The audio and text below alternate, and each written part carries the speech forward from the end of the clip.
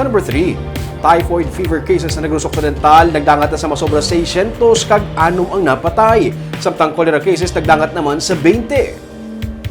Sa report sa Provincial Health Office sa Quarterly Health Board Meeting, 623 ang typhoid fever cases sa Negros Occidental humalin sang Enero. Ano mang napatay? Ang pinakauli nga kaso na record sa tuong Oktubre 21. 29 sa 31 ka mga LGU ang apektado sa typhoid fever sulo sa PHO. Sulo sa kay Dr. Ernel Tumimbang, kasubong sang kolera, mahigko nga tubig kag pagkaon ang ginatunaan sang typhoid fever. Samtang nagdangat na sa 20 ang cholera cases sa Negros Occidental kung saan duha ang napatay. Isa ka tatlo ka tuig nga bata suno sa kay Tumimbang ang pinakaulihi nga apektado sang kolera. Samtang may 457 naman ka mga na-record nga acute gastroenteritis sa probinsya nga nag-apekto naman sa 11 ka mga banwa kag syudad. Sa amo nga pagsinapol gintukod ang Provincial Food and Drinking Water Quality Monitoring Committee.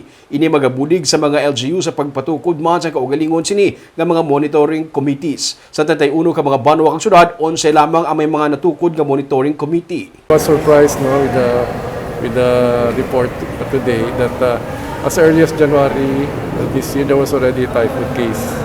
And there are now total of 6.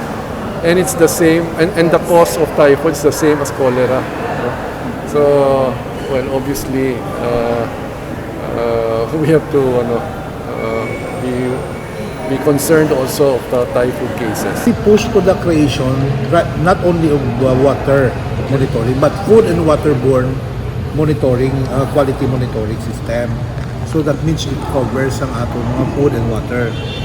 Amo na siyang gin-push, then gibutangan siyang functionality nga dapat ini ma-monitor siya sa each and every LGUs nga may hara committee, maangot man sa committee sa each and every LGUs.